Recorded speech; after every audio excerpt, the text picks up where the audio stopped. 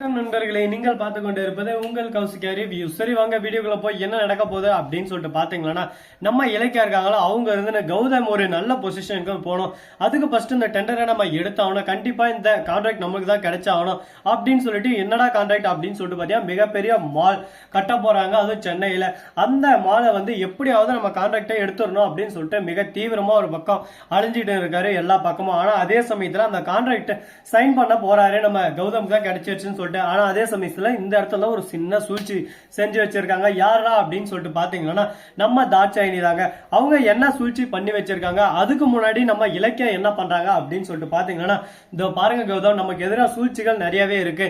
எந்த ஒரு விஷயத்திலையும் கேர்ஃபுல்லா இருக்கும், கவனமா இருக்கணும். ஏன் இப்ப டெண்டர்லயே நம்ம போய் கையெழுத்து போடுறோம்னா அந்த இடத்துல என்னென்ன இருக்கு ஒரு பேஜ் விடாம இன்ச்சு பை இன்ச்சா நம்ம படிச்சு பாத்துக்கணும். கொஞ்சம் மிஸ் பண்ணாலும் அவ்வளவுதான், நம்ம வாழ்க்கையை தலையில மாத்திரும் அப்படின்னு சொல்லிட்டு சொல்லிருக்காங்க. இதை கேட்டதும் என்ன பண்றது ஏது பண்றதுன்னு சொல்லிட்டு தெரியாம கௌதம் ஒரு பக்கம் யோசிக்க ஆரம்பிக்கிறாரு.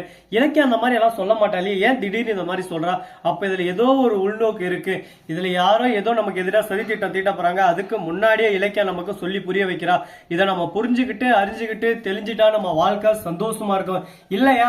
கோவிந்தா ஸ்ரீனிவாசா கோவிந்தா அப்படின்னு சொல்லிட்டு கோவிந்தா தான் போட்டுடுவாங்க. சரி ஓகே, இந்த கான்செப்ட் நமக்கு எதுக்கு, அடுத்து என்ன நடக்க போதோ அப்படின்னு சொல்லிட்டு பாத்தீங்கன்னா நம்ம தாட்சாயினி அப்படியே மாசு மரணா டப்ப தரணா ரொம்ப அழகா தெளிவா அப்படியே போயிட்டு எஸ்எஸ்கே கிட்ட எக்ஸ்பிளைன் பண்ணிருக்காங்க. இதோ பாரு எஸ்எஸ்கே, உன்னை ஜெயில அனுப்பி உன்னை ஜெயில கழித்தெண்ண வச்சு விட நான் சும்மா விட்டுருவேனா? அவளை பருப்பு கடையை விட மாட்டேன்னு நினைச்சேன், நீ எப்படி கடைய போறன்னு மட்டும் பாரு அப்படின்னு சொல்லிட்டு சொல்றதோட மட்டும் இல்லாம நான் இதுக்கு ஒரு சிறந்த பிளான் வச்சுன்னு இருக்கேன். அந்த பிளான்ல அவங்க மாட்டிக்கிட்டாரு, ஒருத்தர் தப்பிக்க முடியாது அவரு அப்படின்னு சொல்லிட்டு நம்ம தப்பிக்க விடாம ஒரு பக்கம் அவளை வச்சு செய்ய போறோம் அப்படின்னு சொல்லிட்டு பேசின்னு இருக்காங்க. என்னடா செய்ய போறீங்க டே சொல்லுங்கடா. ஆர்வம் ஒரு பக்கம் தாங்க முடியல, எக்ஸைட்மெண்ட் ஒரு பக்கம், அப்படியே பூஸ் பம்ப்ஸ் ஊனி ஏறுது ஒரு பக்கம். அப்படி என்ன பண்ண போறாங்க ஏது பண்ண போறாங்க அப்படின்னு சொல்லிட்டு பாத்தீங்கன்னா நம்ம எஸ்எஸ்கே கிட்ட தாட்சாயினி போயிட்டு, இதோ பாரு இந்த எஸ்எஸ்கே கரெக்டா அந்த பத்திரம் அந்த பத்திரம் அப்படியே காத்தி பேருக்கு எல்லாமே மாத்திர மாதிரி ஒரு பக்கம் போலியான ஒரு டாக்குமெண்டா ரெடி பண்ணிட்டோம். இதை வச்சு அழகா அப்படியே லவிட்டி அப்படியே சும்மா கார்த்திகிட்ட சொத்தை கொடுக்க போறா அப்படின்னு சொல்லிட்டு பேசுங்க. முட்டாள் மாதிரி பண்ண இருக்காதா, முட்டாவை மாதிரி கார்த்திகிட்ட கொடுத்தாலும் எப்படி இருந்தாலும் ஒண்ணு சேர்ந்துருவாங்க.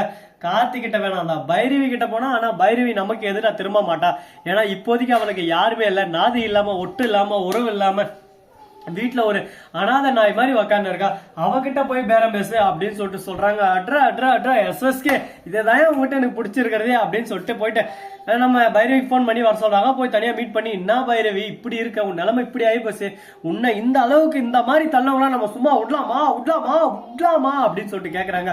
விடக்கூடாது விடக்கூடாது, அவங்கள பழிக்கு பழி வாங்கணும், அவங்கள அப்படியே சும்மா கூணி குறுகி ஒரு இடத்துல வக்கா வைக்கணும், அதுக்கு மொத்த வேலையை நாம தான் செஞ்சாகணும் அப்படின்னு சொல்லிட்டு தீவிரமா பேசிட்டு இருக்காங்க. இப்ப என்ன பண்ண போறாங்க ஏது பண்ண போறாங்க அப்படின்னு சொல்லிட்டு பாத்தீங்கன்னா முதல் அடி சிறப்பான அடியா இருக்க போதுங்க. அப்படி என்ன பண்ணாங்க அப்படின்னு சொல்லிட்டு பாத்தீங்கன்னா நம்ம எஸ்எஸ்கே இருக்காருல்ல, அவர் சொன்ன மாதிரி பைரவி கிட்ட, இந்த பார் பைரவி, இந்த சொத்தை மொத்தத்தையும் நாம தான் எடுத்துக்கணும், நாம இந்த சொத்தை எடுத்துக்கிட்டா நம்ம வாழ்க்கை வாழ்வே மாயம், இந்த வாழ்வே சந்தோஷம் அப்படின்னு சொல்லிட்டு நம்ம சந்தோஷமா போலாம். அதுக்கு அந்த சொத்து மொத்தத்தையும் சுருட்டி நம்ம வாயில போட்டுக்கணும் அப்படின்னு சொல்லிட்டு பேசிட்டு இருக்காங்க. இதெல்லாம் கேட்கும் போது ஜாலி ஜாலி ஜாலி ஜாலி அப்படின்னு சொல்லிட்டு சந்தோஷமா தான் இருக்கு. சந்தோஷம் எவ்வளவு தூரத்துக்கு இருக்கோ அதே மாதிரி துக்கமா அவ்வளவு தூரத்துக்கு இருக்குங்க. அந்த பிரச்சனையும் அந்த அளவுக்கு இருக்கும். அதனால எல்லாத்தையும் ஒரு பக்கம் நாம ஹேண்டில் பண்ணி ஆகணும். இப்ப என்ன செய்யுது ஏது செய்யுதுன்னு சொல்லிட்டு தெரியாம குழப்பத்துல குழம்பி போயிட்டு இருக்காங்க. இந்த குழப்பத்துக்கு அப்புறம் என்ன நடக்க போகுது ஏது நடக்க போகுது அப்படின்னு சொல்லிட்டு பாத்தீங்கன்னா கரெக்டா நம்ம எஸ்எஸ்கே இருக்காருல, அவரு என்ன செஞ்சாரு அப்படின்னு சொல்லிட்டு பாத்தீங்கன்னா சிறப்பான ஒரு செயலை அருமையா செஞ்சு விட்டாரு. என்னடா பண்ணாரு, அப்படி என்னதான் பண்ணாரு சொல்லி தொலைலடா, பயமா இருக்கு சொல்லுங்கடா அப்படின்னு சொல்லிட்டு ஷாக்கிங் அவுட் நீங்க கேக்குறது நல்லாவே இருக்குங்க. கரெக்டா இப்ப பைரவியோட சொத்து எல்லாமே பைரவி கிட்டே வரப்போகுது. ஆனா அது எல்லாமே கஷ்டப்பட்டு நஷ்டப்பட்டு துக்கப்பட்டு துயரப்பட்டு கௌதம் அப்பா கார்த்தி சம்பாரிச்சது. பைரவிக்கும் இருக்கு அதுல சம்பந்தம் இல்லைன்னா சொல்லலைங்க. ஆனா எல்லாத்தையும் ஒரு பக்கம் நாம கடந்து போனதான் வாழ்க்கையில ஜெயிக்க முடியும், இல்லாம எப்படி ஜெயிக்க முடியும் சொல்லுங்க பார்க்கலாம். இப்படிதாங்க பிரச்சனை எல்லாம் போயின்னு இருக்கு. இதை எந்த அளவுக்கு சமாளிக்க போறோம், என்ன பண்ணலாம் ஏது பண்ணலாம் அப்படின்ற ஒவ்வொரு விஷயத்தையும் இந்த வீடியோல பார்த்து நீங்க தெரிஞ்சுக்கணும்னு நினைக்கிறீங்களா? அதுக்கு நீங்க பண்ண வேண்டியது ஒரே ஒரு விஷயம் தான், அழகா கியூட்டா செஞ்சு விட்டு போயிடலாம். அப்படி என்ன நினைச்சு அப்படின்ற ஒவ்வொரு விஷயத்தையும் நீங்க பார்க்கணும்னு நினைக்கிறீங்களா? இந்த அளவுக்கு ஒரு பக்கம் பிரச்சனைகள்லாம் ரொம்ப கிரிட்டிக்கலா தான் போயின்னு இருக்கு. ஆனா பிரச்சனையெல்லாம் சமாளிச்சாகணும், வேற வழி இல்ல. அதுக்காக எந்த எல்லைக்கு நம்ம போலாம் அப்படின்னு சொல்லிட்டு ஒரு உறுதிமொழி எடுக்கிறாங்க. இது எப்படி இருக்கும், என்ன சம்பந்தப்பட்டு இருக்கு, எந்த மாதிரி எல்லாம் நம்ம இந்த விஷயத்தை ஹேண்டில் பண்ணலாம் அப்படின்னு சொல்லிட்டு நிறைய விஷயங்கள் ஒரு பக்கம் ஓடினு இருந்தாலும் அதே சமயத்துல மறுபக்கம் என்ன நடக்குதுன்னு சொல்லிட்டு பாத்தீங்கன்னா கரெக்டா நம்ம தலையா வேற லெவல் ஒரு பக்கம் கோலை போட்டாருங்க நம்ம கார்த்தி. என்னடா பண்ணா அப்படின்னு சொல்லிட்டு பாத்தீங்க, நீங்க இந்த மாதிரி பிளான் பண்ணுவீங்க, அவங்க மேலேயே எனக்கு நம்பிக்கை இல்லை, அதனால நான் என்ன பண்ண போறோம் அப்படின்னு சொல்லிட்டு பாத்தீங்கன்னா அஞ்சலி இந்த விஷயம் யாருக்கும் தெரியக்கூடாது, அவங்க எப்படினாலும் நம்மளுக்கு எதிராக தான் பிளான் பண்ணுவாங்க, ஏன்னா நம்மளுக்கு நல்லாவே தெரியும் இதுக்கு முன்னாடியே நம்மளை அடைச்சு வச்சவங்க அவங்க, அதனால அவங்கள நம்ப முடியாது, சொத்து விஷயத்தால நாமே தான் இறங்கி வேலை செஞ்சாகணும், அப்பதான் நம்ம ஜெயிக்க முடியும் அப்படின்ற மாதிரி பேசின்னு இருக்காங்க. அது எல்லாமே 100% உண்மைதாங்க. என்ன பண்ண போறோம், ஏது பண்ண போறோம், எப்படி செய்ய போறோம் அப்படின்ற ஒவ்வொரு விஷயத்தையும் நம்ம பார்த்து தெரிஞ்சுக்கலாம். அதுக்கு முன்னாடி உங்களுக்கு ஒரு இம்பார்ட்டன்டான விஷயத்த சொல்ல பாருங்க.